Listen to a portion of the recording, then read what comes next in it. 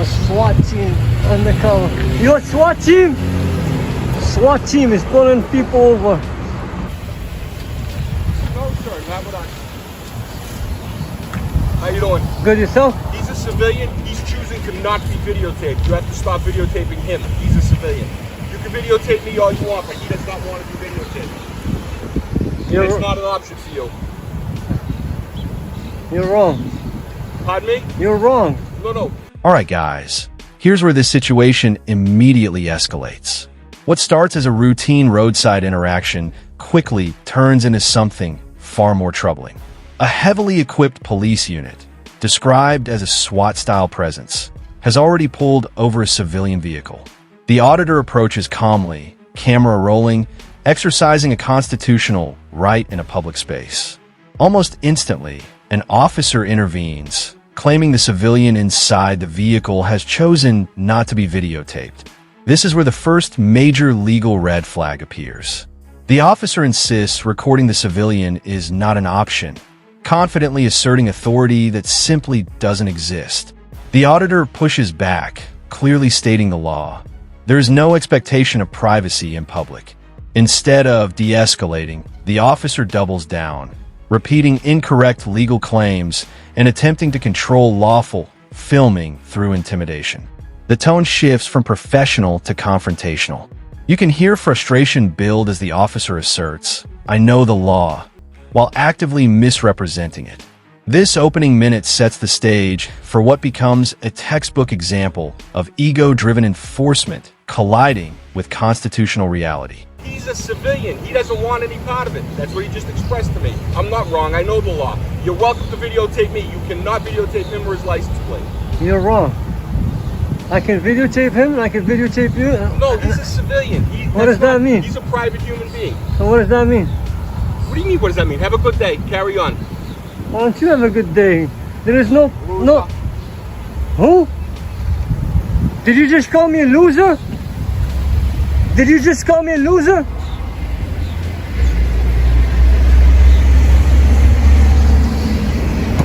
What's your name and badge number? Did you just call me a loser? License and registration, please. What's your ID?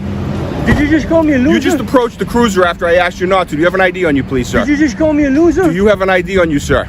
Sir, can you call your supervisor? I already have. Okay, Listen, you're very close. I'll wait for You him. should not walk up to police vehicles. Why are you walking up to me? I'm asking you for your ID. 6 feet, sir. You don't even have a mask on. You're putting my life in jeopardy, sir. Keep 6 feet away. Thank you, sir. Why are you approaching me? Lower your camera. Now, pay close attention, because this is where verbal confrontation turns personal. The officer suddenly accuses the auditor of approaching the cruiser improperly, despite the auditor standing on a public easement. Then it happens, the alleged insult. The auditor repeatedly asks, "Did you just call me a loser?" The officer deflects, refuses to answer directly, and immediately pivots to demanding identification. This is a classic move. When an officer loses control of the narrative, they often reach for ID demands without lawful justification. The auditor remains composed, requesting a supervisor and asserting his right to remain unidentified. Instead of honoring that request, the officer escalates further, invoking safety concerns, mask arguments, and distance commands, all while continuing to advance toward the auditor. This contradiction is glaring. The officer claims fear, yet continues to engage aggressively. The power imbalance becomes obvious. Rather than focusing on the original traffic stop, the officer's attention is now entirely consumed by silencing a camera. This moment clearly demonstrates how quickly authority can shift from law enforcement to law suppression. You're welcome to videotape me, but civilians don't have to be videotaped. We'll see when your supervisor gets here. Why you keep approaching me? He's heading out into traffic. I'm going to have to detain him if he heads out into traffic. This is a public easement. This is a public easement right here. So I could be right here. Can't detain me. For what? For asking, you can just call me a loser. I have it on camera. I have no idea what you're talking about. Well, I have it on camera. That's good for you. That's Can a you productive identify use of your yourself? time. That civilian chooses to not be videotaped. Can you identify yourself? That's absolutely not. You have no lawful business here. You're not. Can you identify yourself? Absolutely not. Okay. Can you identify yourself? Chapter 41, Section 98D states that upon lawful order, you must identify. Upon lawful order, and Yes. you're giving me a lawful order. Yes. Yeah, no, nice try though. It's a nice try. Google works well for you. I'd try that. Didn't work out for you. Again, your badge, sir? what is your How come lawful you're not purpose? dispatched? You're interfering with a motor vehicle stop. He didn't want to be videotaped. That's his prerogative. He's a civilian. You can videotape me. You cannot videotape him. Okay, we'll see about that. All right, this is where misinformation takes center stage. The officer begins citing supposed legal statutes, claiming the auditor must identify himself under lawful order. The problem? No crime has been articulated. No detention criteria have been met. The auditor immediately calls it out, dismissing the claim as incorrect and even mocking the officer's reliance on Google-level law knowledge. This exchange exposes a critical issue. Officers invoking laws they don't fully understand, hoping compliance will follow confidence. The officer accuses the auditor of interfering with a motor vehicle stop, yet cannot clearly explain how. The civilian driver is no longer present, and no obstruction is occurring. Still, the officer insists the camera itself is the interference. This is a dangerous precedent. Filming police is not interference, it's accountability. The refusal to acknowledge this reality further erodes the officer's credibility. The power struggle intensifies, not because of public safety, but because authority is being questioned in real time.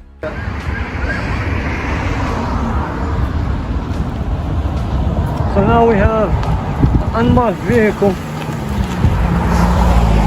may not videotape civilians who don't want to be videotaped. The guy is gone, so there's no... Well, he expressed to me he does not want to be videotaped. Can you stop approaching me? Can you stop Pardon me? walking behind me? Pardon me?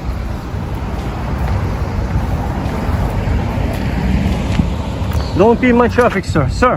Sir, back up. Go, You did say it's a right of way, right? A public way, and I can go anywhere I want? You're blocking me. Sir, can you have him back up?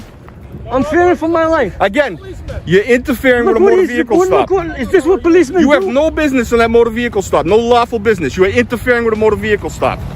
He's a police officer. You have to comply with the police officer. Comply? He's blocking my walk with my freeway to walk. He I have a stopped free- I can you. walk He in. didn't stopped stop you me. to inquire the situation that you're not complying with him. What are you talking about? You He's a weren't police even here. officer. I'll wait for the supervisor. 5-4, speeding. Wow, nothing to do in Revere. I'll wait for the supervisor. Civilian does not want to be videotaped. You cannot videotape him. It's illegal. At this point, backup arrives, including an unmarked vehicle, signaling just how fragile the situation has become. Multiple officers now surround the auditor, repeating the same flawed argument. Civilians who don't want to be recorded cannot be filmed. The auditor stands firm, reiterating that the location is a public way and that movement within it is lawful. Officers repeatedly accuse him of approaching traffic and interfering, yet they themselves block his path. The irony is undeniable. One officer claims fear for his life, while simultaneously advancing and raising his voice. This is not de-escalation, it's performance.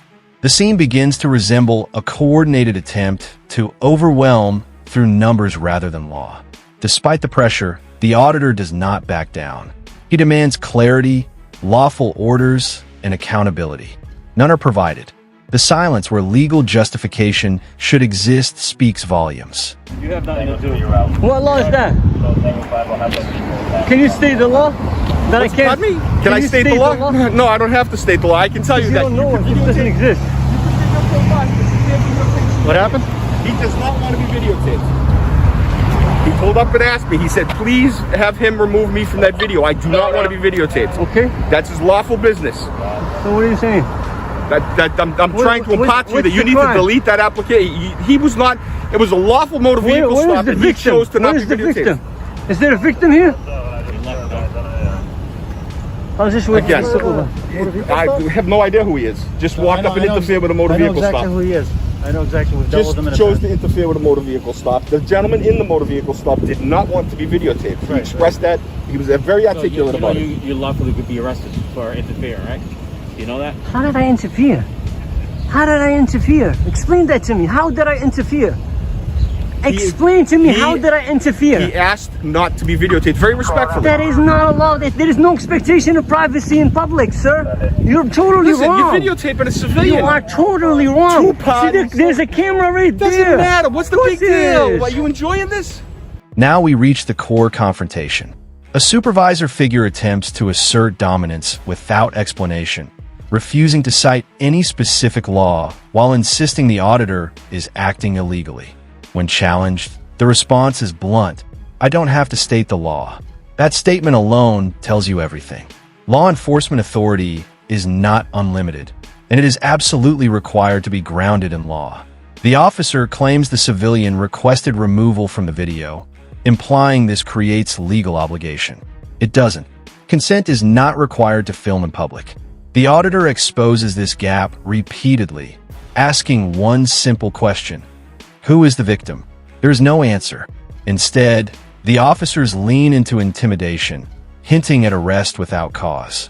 This moment encapsulates the entire encounter. Authority enforced by attitude rather than statute.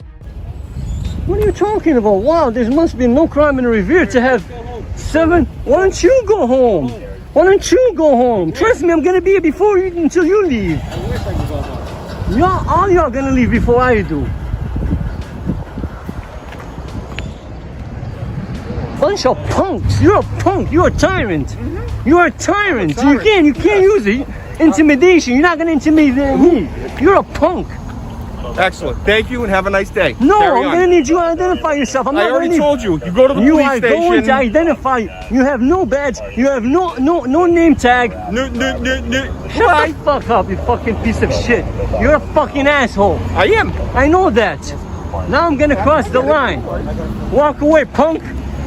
You're a punk. You're a punk. You can't do shit. All of y'all. Now you're pissing me off.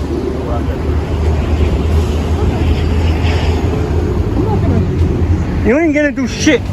No. That's what you're gonna do. You're gonna tuck your chairs between your legs and you're gonna walk. Yes, of course. That's because we have jobs to do, and you however, hang around on the sidewalk and do nothing. People. Your job is to hang around the sidewalk and people. harass innocent people. You're Get outta here. harassing Go civilians. away. Go away. All right, guys, this is where emotions boil over. Insults are exchanged, professionalism collapses, and the mask fully slips. Officers accuse the auditor of having nothing to do, while the auditor fires back, calling out wasted resources and bruised egos. This isn't about enforcement anymore, it's about pride. Multiple officers linger despite claiming to have calls to respond to. The auditor labels what's happening in real time. Intimidation tactics failing under scrutiny. Even as tempers flare, the auditor continues demanding names, badge numbers, and supervisors, basic accountability tools. Some officers comply partially, others refuse outright. The imbalance of power is clear, but so is the shift in control. The camera is still rolling. The audience is watching, and the officers know it. Yeah, go. Put your ego away and go. I'm gonna need your name. Where's that supervisor? At the police station. You're welcome to go there and get it. Is this what you do? Go to Is the this police what I station pay and you to request do? it. You have to have Is this what I pay you a to do? job to pay somebody to do something. I guarantee you I make more money than you, punk. I'm sure you do. That's why you're like 68 years old. You have no stripes. I'm sure you do. You're a loser. I'm sure you do. Have a No nice day. stripes. 2 of them. That punk just left. Another one's gonna leave. I want to make sure they all leave. Have a nice day. Another fine use of your time. Look how you park. Look how you tyrant. Look how you park. Yeah, you have other calls. That's what I thought. Leave. Can I get your name and badge number? Can I get your name? Can I get your name and badge number? Yep, 366 right there. What's your name? You don't have a badge number. Bro. Sir, your name and badge number? Alright, so then he failed to identify cruiser 7382. There's a new sheriff in town. Better get used to it. One by one, officers begin to disengage. Backup leaves. The pressure campaign collapses. The auditor calls it exactly what it is, the walk of shame. After all the threats, misinformation, and posturing, no arrest is made. No citation is issued. No law is enforced. The officers retreat exposed. The auditor remains standing, calm but relentless, documenting badge numbers and final statements. This is the moment that matters most.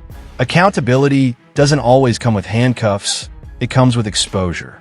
The officer's inability to justify their actions becomes the lasting record. What was meant to silence turns into evidence. Just what I thought. I'm gonna walk through here, you ain't gonna do shit. Good luck. You called for backup. Good luck the with that. bitches came and they left. Good luck You with got that. no help. Good luck with that. Good luck with what? Good luck with The what? poor old man you harassed. Shut up, man. Good luck. Shut up. You did a good job. Shut up. You didn't do shit. Congratulations. You You didn't do intimidated shit. You intimidated I'm a poor still old right man. here. Good job. I'm still right here. Again, Nothing. You're gonna tuck your tail, and this is called the walk of shame. it's the walk of Shame on you. No. Get on your car and get out of here, little punk. Just what I thought. It's unfortunate. Exactly. It's unfortunate that we have pigs like you working for us. You pig.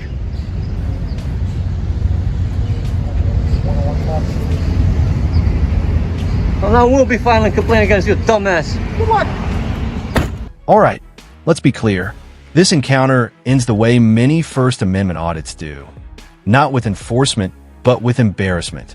The auditor announces intent to file complaints, ensuring the interaction doesn't disappear into silence. The final words cut deep because they're rooted in truth. Public servants are accountable to the public. When officers forget that, cameras remember. This wasn't about one traffic stop. It was about power, ego, and the refusal to accept constitutional limits. And as the last officers leave the scene, the message is unmistakable. Rights exercised lawfully are not crimes. Cameras are not threats. And intimidation fails when the law is on the other side.